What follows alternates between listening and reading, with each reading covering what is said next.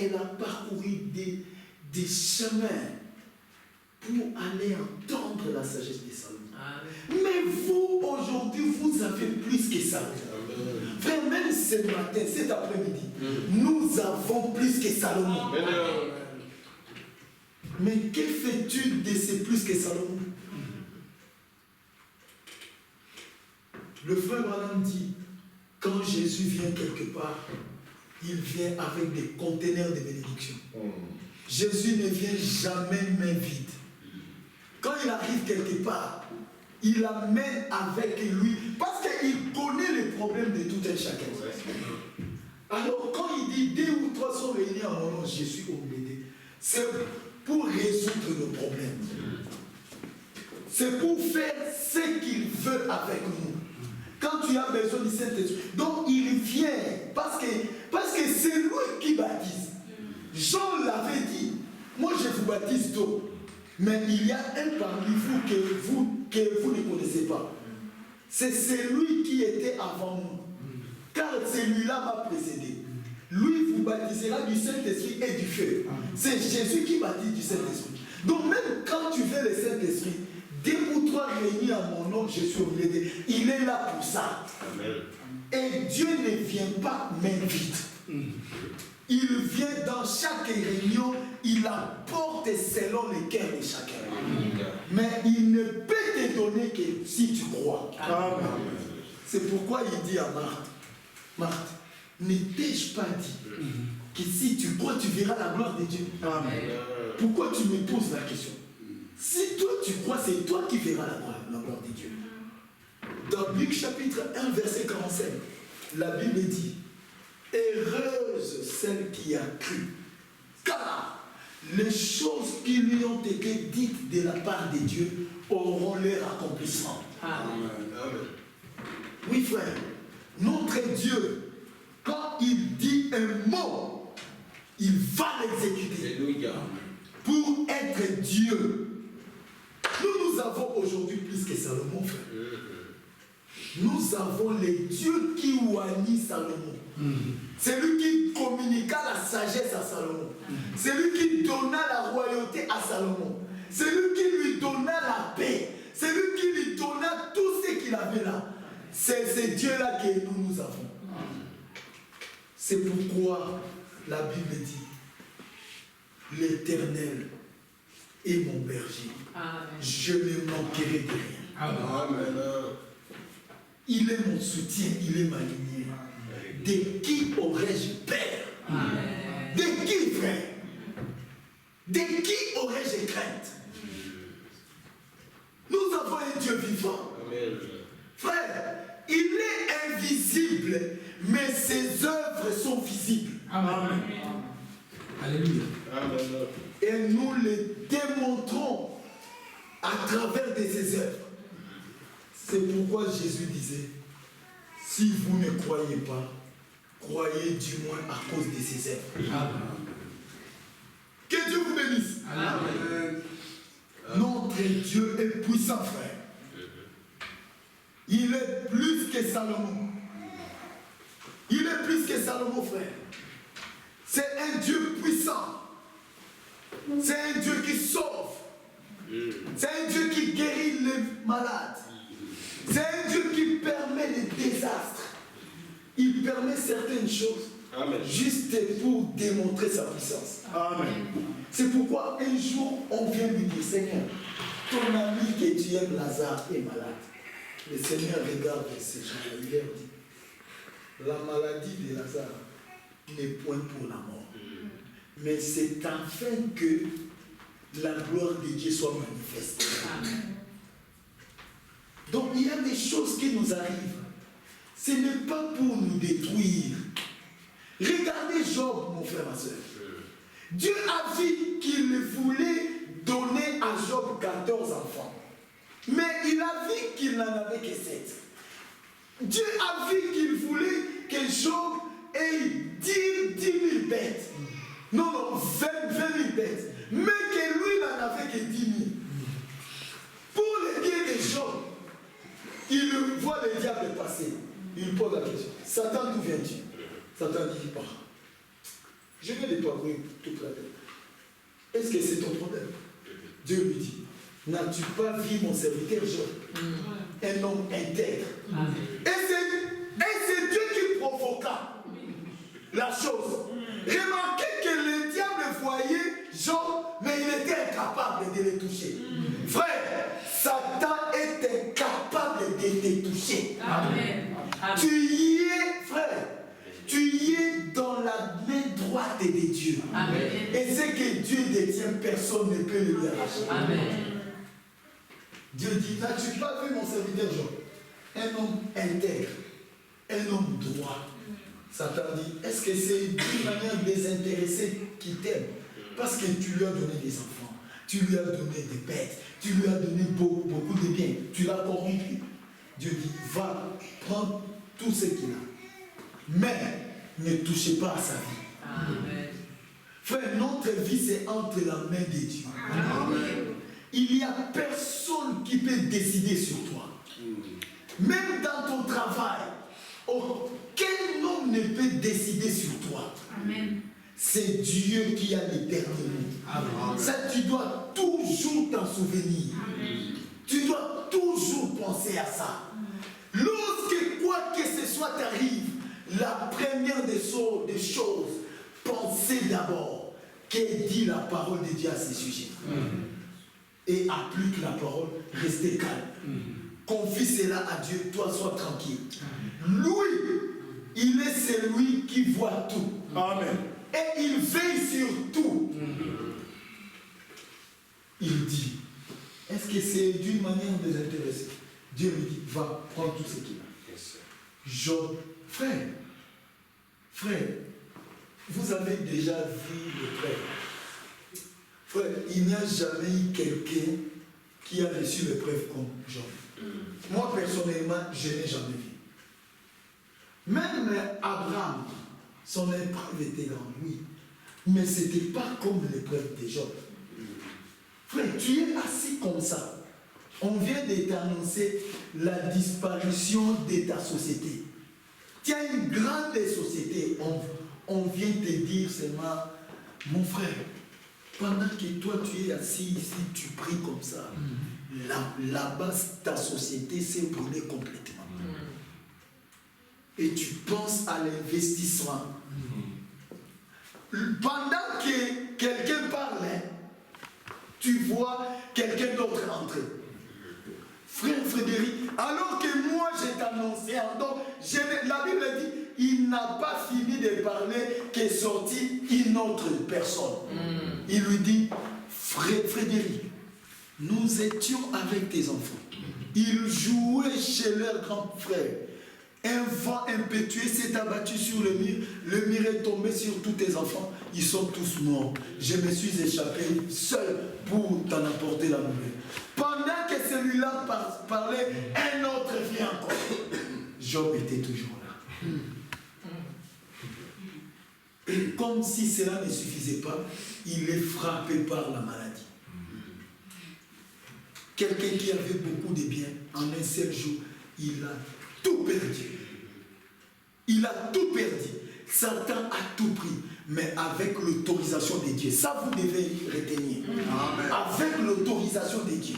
Amen. Frère, nous sommes intouchables. Amen. Et Satan le sait. Amen. Pour qu'il mette sa main sur toi, il doit recevoir l'autorisation de notre Père. Amen. Amen. Et Dieu dit, ce qui est bien avec nous, notre Dieu dit, j'ai formé pour vous des projets de paix et de bonheur. Amen. Donc pour ça, nous n'avons pas peur. Même si la maladie me frappe, je sais que non, lui, il a pour moi des projets de paix et de bonheur. Amen. Donc je serai guéri au moment opportun. Même si tu meurs, ce n'est pas la finalité. Il a vaincu la tombe. Amen. À la résurrection, tu sortiras. Amen. Frère, il a tout vaincu.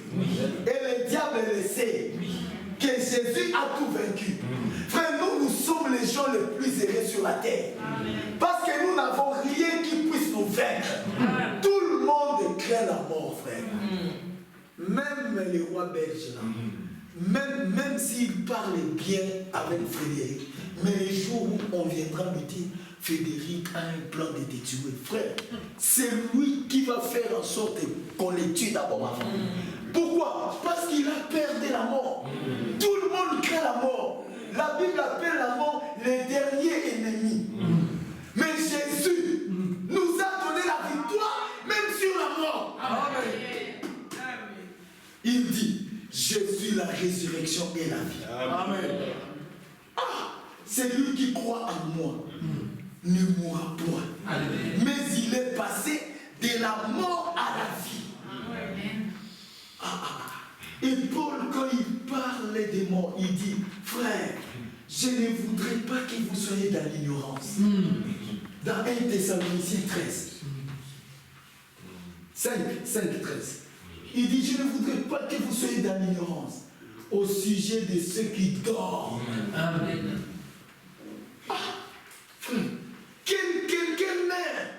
Toi, tu dis qu'il dort. C'est le langage de la Bible. Amen. Même quand Lazare était mort, Jésus a dit à ses disciples, notre ami Lazare dort. Et la Bible dit, ils n'ont pas compris. Et Jésus a su qu'ils n'ont pas compris. Il dit, Lazare a couffé. A couffé. Parce qu'il a dit, notre ami Lazare dort, et ils n'ont pas compris. Il dort. Alors les disciples lui ont dit, donc s'il dort, il va se réveiller, c'est pas grave. Amen. A couffé. Il est mort. Et la Bible dit, il a dit ça pour qu'ils le comprennent. Il dit, il dort, mais nous allons les réveiller. Amen. Donc la mort pour le Seigneur, c'est un sommeil. Amen. C'est un sommeil profond, un sommeil apaisé. Amen. Frère, un bon sommeil. C'est pourquoi Paul, en tant que prophète, qui avait compris ça, il dit, pour moi, la mort m'est inquiète. Amen. Et il dit, qu'est-ce qui nous séparera de l'amour de Dieu? C'est la tribulation, la mort. Il dit, rien ne peut nous séparer de l'amour de Dieu. Amen. Nous avons la victoire. Amen. Il dit, dans toutes ces choses, il a cité la faim, il a cité la nudité. Oh frère, moi je n'ai pas d'habit. On a cité ça dans la Bible. Oh frère, moi je n'ai pas de travail. On a cité cela dans la Bible. Oh frère, je viens de perdre mon père, ma mère est partie. On a cité ça. Rien ne peut nous séparer de l'amour de Dieu. Amen. L'amour de Dieu, frère, dans lequel nous avons saisi, dans lequel nous avons cru, frère, c'est un amour qui n'a point de fin. Frère, quelqu'un qui t'aime pendant que tu es dans le mal. Frère, même nous qui disons, frère, j'aime ma femme, quelqu'un qui crie, j'aime ma femme, dès qu'il attrape avec un homme, il lui crée des problèmes. Non, cette femme n'a plus question. Oh, frère, toi, en tout cas, tu aimes ta femme. Non, frère, ne me parle plus comme ça. Parce que c'est un homme. L'amour des hommes, c'est un faux amour. Mais Dieu, il a l'amour accaparant. Amen. Il dit, lorsque nous étions dans le péché, Christ est mort pour nous. Amen. À peine, c'est difficile, à peine mourrait-on pour quelqu'un de bien. Mais Christ autant marqué, il est mort pour nous les impies. Amen. Frère, pendant que tu étais encore dans les débits des boissons, Christ t'a aimé. C'est en ce moment-là qu'il t'a aimé. Amen. Et il t'a choisi, il t'a tiré de là. Dans l'amour, il te prend, il dit, tu m'appartiens, tu es ma fille. Amen. Avec ta saleté, tu as voulu te laver toi-même, il dit non, reste comme ça. Moi-même, je vais te nettoyer. Toi, assis-toi seulement comme ça. Je vais te laver par la parole. Quand la parole sort, toi dis seulement amen. Tu attends. Toi, ton problème, sois là assis. Ne manquez pas à l'église. N'abandonnez pas l'assemblée. Moi-même, je me charge de te guérir. Moi-même, je vais te laver. Si tu as des péchés, ne fuis pas l'église. Viens, assis-toi. C'est moi qui pardonne. Frère, quelle grâce.